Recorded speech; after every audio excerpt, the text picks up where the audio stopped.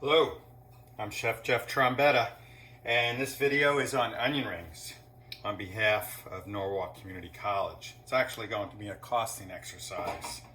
So I have a premium quality commercial bought battered onion ring, and I have a homemade.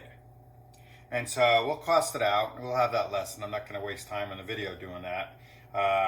But the onion rings are a good visual to point out the example. So then we could do an analysis to see if it's lucrative to purchase ready-made onion rings that we fry, which I did fry in the fryer, or the ones that I'm going to make a beer batter for. So we're going to start out with an egg yolk, and we're going to add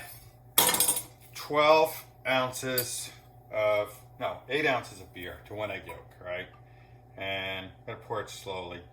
And the purpose of a beer batter, you could use club soda, is the acidity, or the carbonation, I should really say, when you hit the hot frying oil with that carbonation, along with, and so you don't want to take a lot of the carbonation out. So along with the baking powder, it produces a gas. It tries to bubble up, and the flour locks it in. So 5 ounces of flour. This is AP flour, which is going to be about a cup. And now I'm going to go about 2 teaspoons of baking powder. All right. Now this has been open for a while. It's been tightly covered.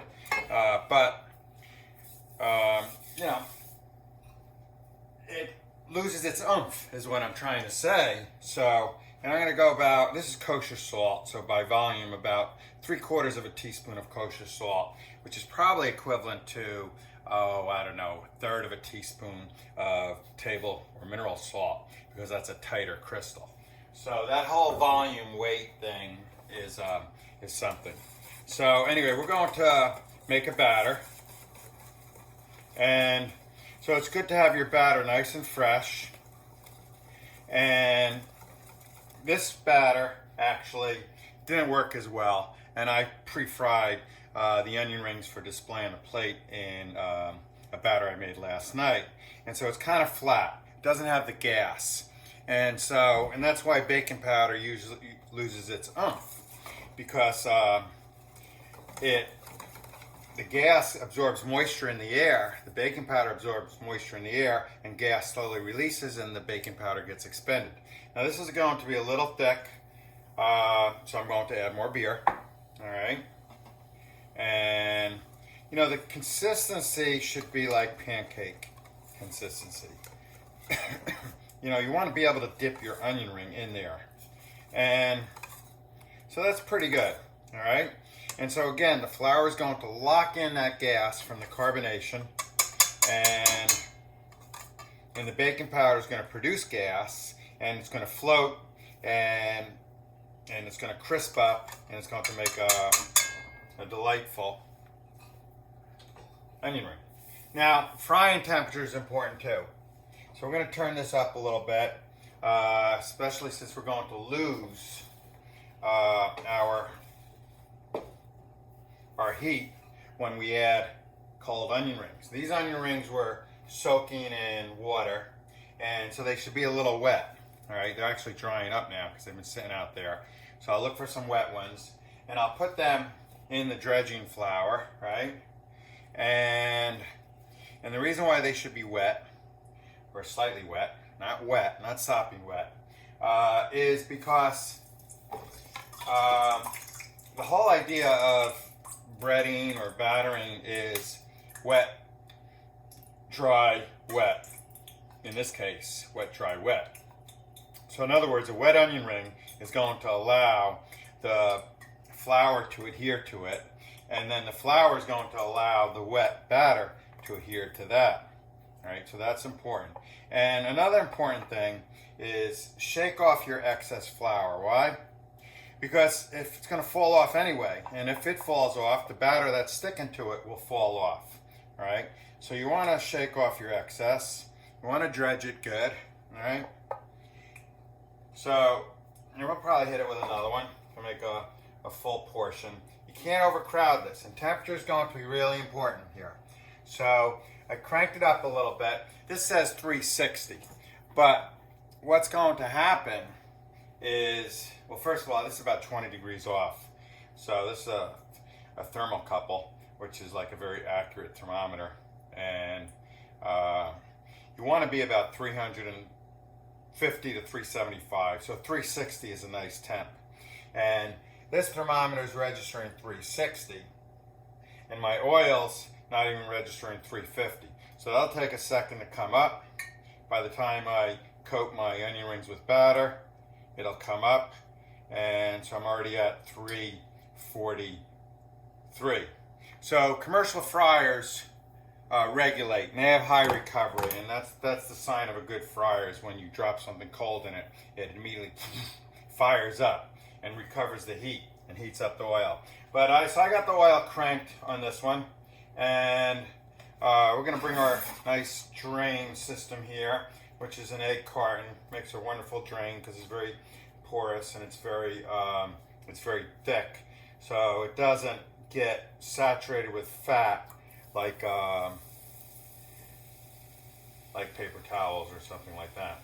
Now, so you want to make sure this has got a good coating, and you can see where the flour did not really stick that well is the batter did not stick that well because there's no flour. So we're going to, and you want to have decent timing. You don't want to wait too long between your first onion ring and your last onion ring, because, you know, then they'll cook at different times. Although we're going to monitor the cooking by, we're going to have to turn these, right? And you can't overcrowd your pan, all right? We're going to stick one more in there, but that's going to be a tough one. We're going to stick it in there anyway. I'm going to move these over, all right? You don't want to stir them around too much. Why? Because the batter will fall off. So we're actually going to wait on this one. Now, commercial fryers are a lot bigger, and you know, there's a lot of simplicity to use in a factory ready-made onion ring.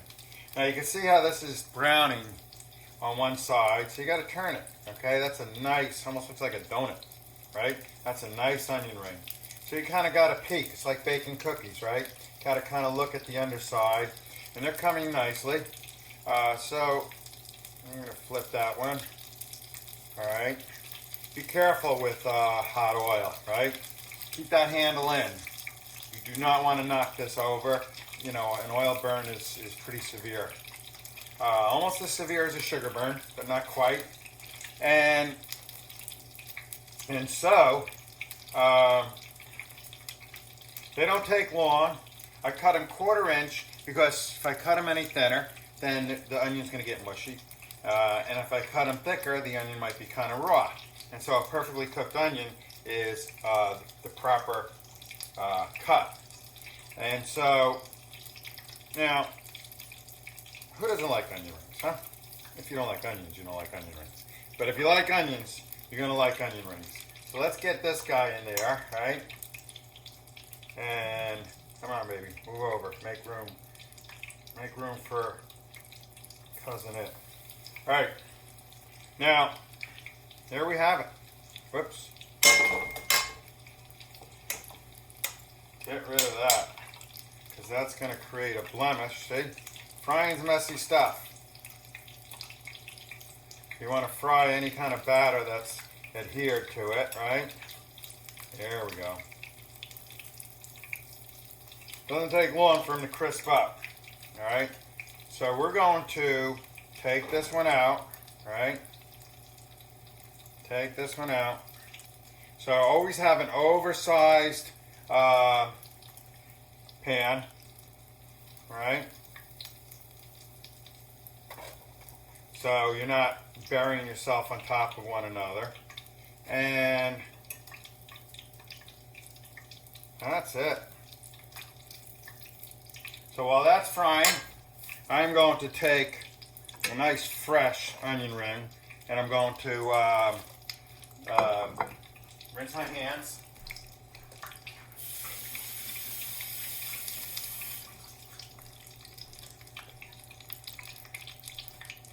And we're going to try one.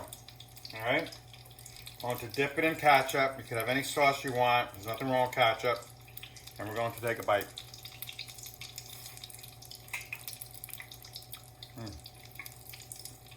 That's a crispy, perfectly cooked onion ring. Absolutely delicious with ketchup. All right. I'm Chef Jeff Trombetta, and thanks for watching.